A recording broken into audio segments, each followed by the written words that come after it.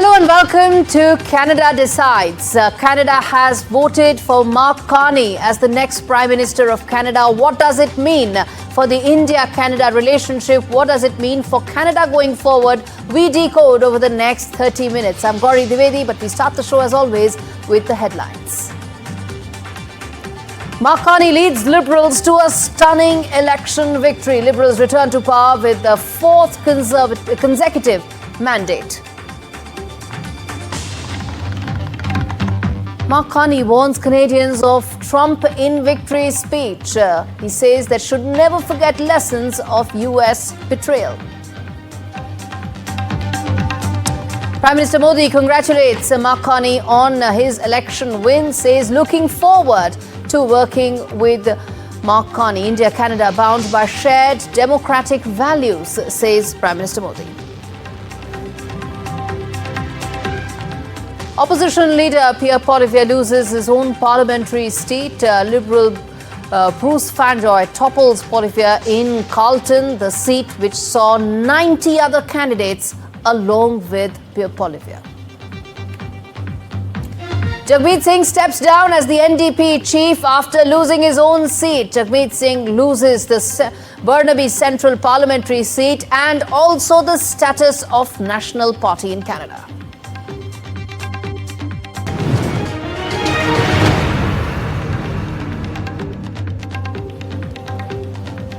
You're watching Canada Decides.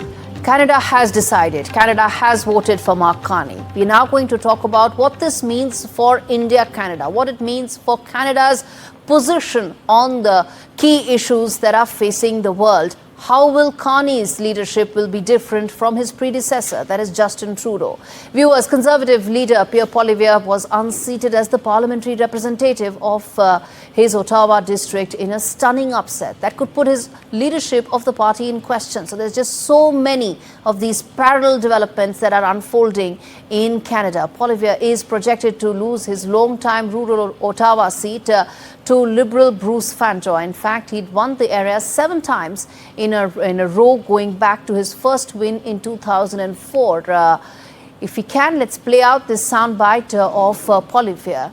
But before that, well, let's always start the show and to start the coverage with the winner, because the winner takes it all, and we should in fact be playing Carney's bite first, and then we'll come back and play Poilievre at some stage. But first up, let's get in Vikram Chaudhary from Brampton to talk to us about the ramifications of this victory, its impact, and how it is likely to shake things up in Canada. Vikram, I know it was basically Donald Trump who shook everything up in the last 2 months, but what do you expect going forward? You know, it's a saying that 2 months is a long time in politics, or perhaps 2 weeks is a long time in politics. And this was the testimony. The Canadian election results was the testimony to that fact, is that even 2 days is a long time in politics. We've seen many ups and downs, but this situation, what's unfolded today, was unimaginable in December of 2024, when the gap between Liberal Party and the Conservative Party was more than 25 points. And today you have it, Mark Carney, who many perhaps never even would have imagined a few months ago that could be the next Prime Minister of Canada. And what I can tell you is that it's not going to be easy ride for Mark Carney. He's got a number of things to take care. Obviously, the discontent in Canada, the economy is in shambles, unemployment, inflation, the unaffordability, and the local issues. So those are the key issues, of course, and the immigration. Those are the issues that perhaps he has to take on the domestic front. He has to take care of these issues on the domestic front. And the elephant in the room is Donald Trump. So that's another big problem. That perhaps where he's today, it's because of Donald Trump's rhetoric, that he's been quite often saying that Canada needs to be 51st state of US. That's how he's going to shell those taxes, the tariffs against Canada. And also, Canada has always been a great ally for US. And the fact is that the political parties try to capitalize on this, the betrayal, that who's best fitted to do the job, to show perhaps who Donald Trump confront him upfront. So that was the real issue in the Canadian elections out here. But on the Conservative side, they've done well. They've increased their vote share, perhaps the largest in the last about 20 years. But unfortunately for them, their leader lost the riding of Carlton. And not just Pierre Poilievre, it's Jagmeet Singh as well. Jagmeet Singh lost his own riding.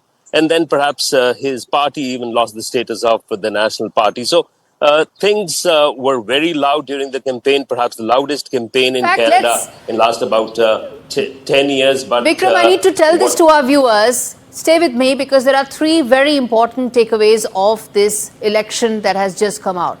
First important takeaway, Mark Carney has got the fourth Liberal victory that was unprecedented, unexpected till 2 months back. The second important takeaway, Mr. Poilievre, that I was speaking about a short while back, has lost his own seat. There's going to be now a churn in the Conservative Party itself, and that is likely to shape Canadian politics as well going forward. The third other important takeaway is that Jagmeet Singh, the man who was very instrumental in being a part of Trudeau politics that essentially ruptured India-Canada ties due to extremist ideologies related to Khalistan, has lost his own seat, has lost the status of the National Party for NDP. So that is an end of the road for Jagmeet Singh. So these are three important takeaways. Now we are trying to now come up and talk about the big picture.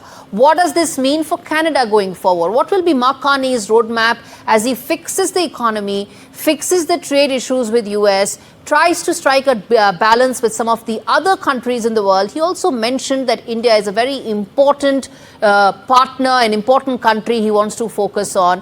And then, of course, he'll have to fix some of the other domestic issues as well. Vikram, I want to now come back to you and ask you, what do you think would be the first set of priorities that Mark Carney is likely to focus on? I think the first set of priorities, obviously, is Donald Trump's the tariff rhetoric. So he needs to address. There's a lot of uncertainty around it, whether the spare parts, the auto parts, the cars, the aluminium, the steel, what would be tariffed and at what rate. So there's a lot of uncertainty around there. Of course, that would be his priority, and that's what got him to power, where the situation where Liberal is today. And when you talk about Indo-Canadian relationship, you brought up a very important point. Jagmeet Singh is not there. And let's remember that Liberal was a minority government, and Jagmeet Singh's support was crucial for Justin Trudeau, and he could have pulled the plug anytime. So what he was trying to play is perhaps trying to keep Jagmeet Singh happy and also bring in the nationalist a nationalist sentiment when he tried to say that India was trying to interfere in Canadian politics, and perhaps some of the Canadian citizens were not very safe when India had its interest to be taken care of. So those were the issues Justin Trudeau was trying to rely heavily on. Trudeau rejected, Jagmeet Singh rejected. Trudeau rejected by his own party, Jagmeet Singh rejected by the people of Canada. So that ideology, that sentiment, that thought is now behind, and Carney needs to now turn the leaf, start a chapter completely different. Before I let you go and before we slip into a break, Vikram, I want to understand from you the churn that you expect in Canadian politics, both when it comes to the Conservative Party and also some of the other smaller parties. BQ did very well. Many said more than what was expected. It's not going to be easy if I start with Mark Carney. It's not going to be very easy. Remember, he's not a politician. He's a trained economist. He was governor of Bank of Canada, Bank of England's governor.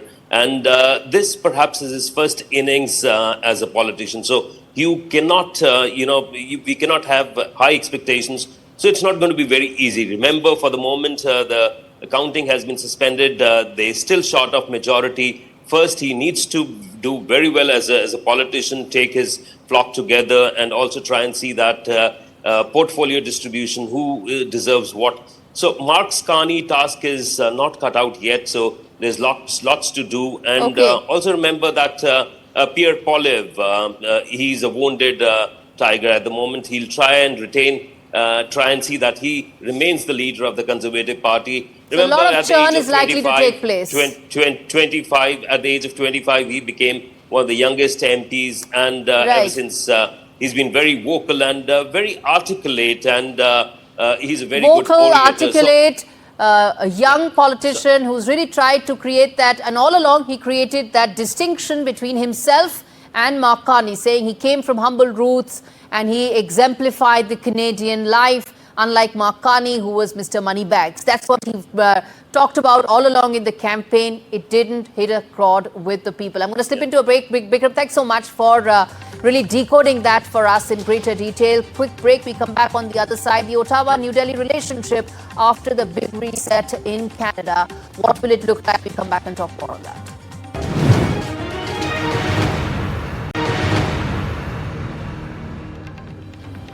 Let's now get in Ambassador Satish Mehta, India's former Consul General in Toronto, along with Maha Siddiqui, my colleague, who's standing by to really decode for us what lies ahead in terms of the India-Canada relationship. We'll also try and connect with Don Patel in just a bit. Maha, you've been keeping your ear to the ground, so to say. You've seen the changes that have unfolded in India-Canada relationship in the last 6 months. How do you see that being repaired, given the fact that Mr. Carney did mention that India is an important relationship, and Prime Minister Modi also congratulated Mark Carney, talked about the bilateral relationship. How do you see this now going forward from here, the New Delhi-Ottawa relationship? Well, clearly, Gaurie, at the moment, Canada realizes the importance of shoring up other allies, other friends and partners in view of their souring relationship with the United States and with the annexation and economic threats coming in from the US. In that context, the whole of Indo-Pacific becomes very important for Canada. They already have an Indo-Pacific strategy, which does highlight the importance of India. But unfortunately, over the past few years, the issue of the pro-Khalistan movement being allowed to continue here unchecked in Canada was an issue that India was concerned about and had repeatedly raised, which led to a situation ultimately where we saw the unfortunate departure of diplomats from either side last year. With Mark Carney coming in, and if this is not a minority government finally, because remember, Gaurie, counting is still continuing. It was paused for a bit, and in about 15 minutes from now, the counting will resume. And for some ridings right now, it is still too close to call. The Liberals are at 168. They are 4 seats shy of a majority government. If they finally get a majority government, they will not be dependent on any other party for taking the decisions that they do in Parliament or otherwise.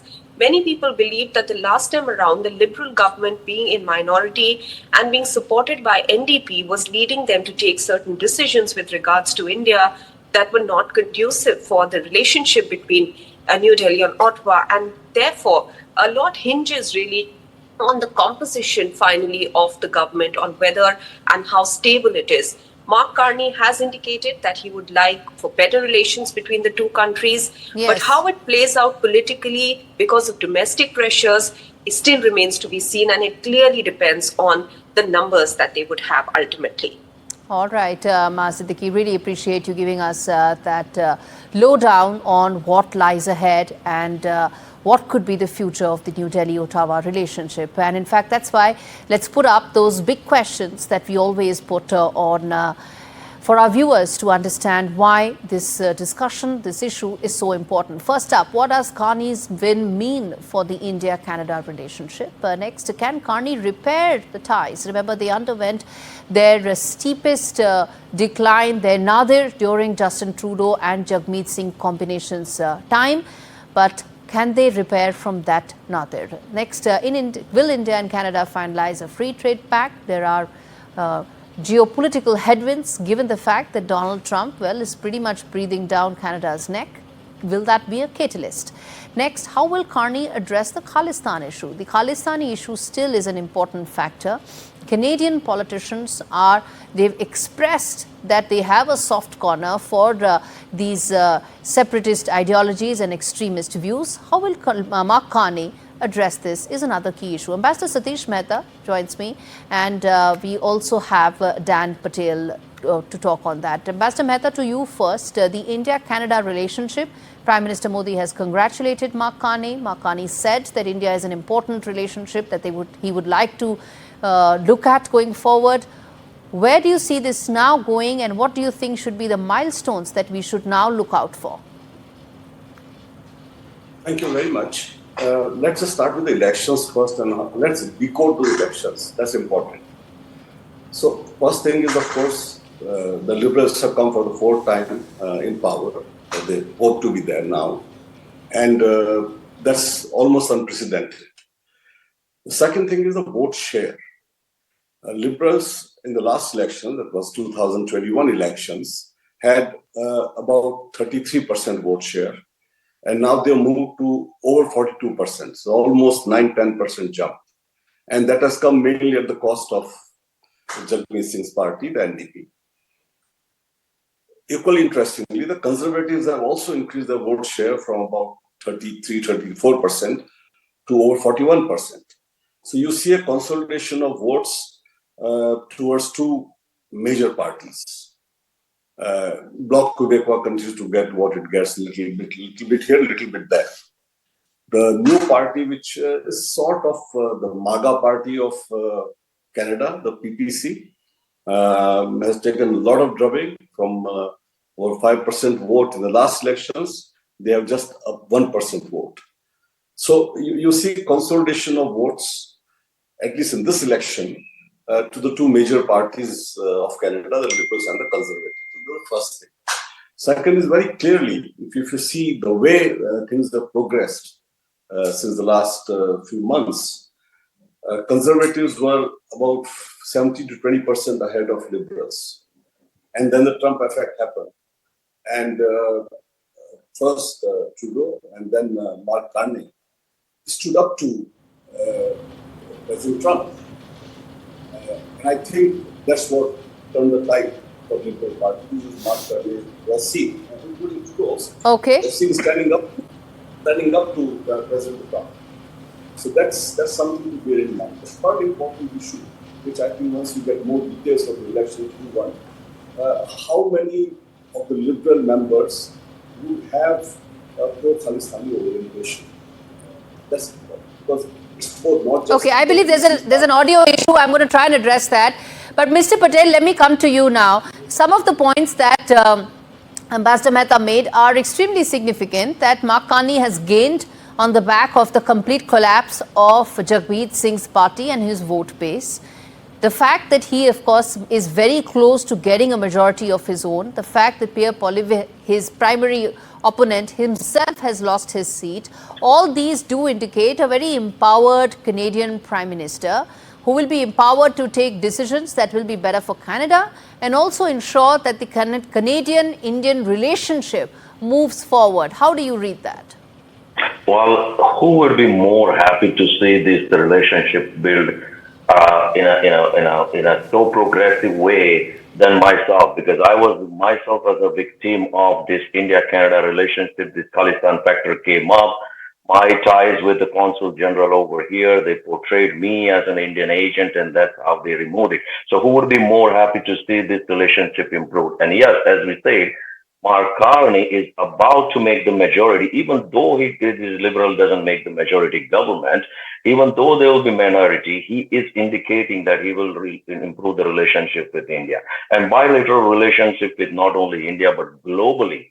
What had become in last few years of this Liberal NDP coalition has become a joke for Canadian in our G7 country also. So definitely hoping to see that is improving, but that is also takes in Mark Carney's hand to take the step forward, say what he is doing it, and he's showing the strength that, okay, I will be going forward and improving the relationship with Prime Minister Modi and his government in India. Coming forward, let's say whatever the Pierre Poilievre has lost his own seat into in his riding, and there will be speculation that by-election will come up, and the Conservative did gain lots of seats over here, so they'll be putting up the pressure to build up the relationship globally, especially with India. So we are seeing that all this taking, and Khalistan factor was definitely one of the big factor where Liberal was pushed to take so many decisions, which was not only in favor of anybody, but it was damaging the relationship with India. So going forward, we are looking at that progress, which Mark Carney will be taking further. Indeed. Ambassador Mehta, then let me ask you, you've been able to decode the election results. Talk to us about your expectations of the first set of measures that you expect the Carney government to now undertake to repair the India-Canada relationship. I think he will move forward to repair India-Canada relations. He had expressed that earlier too.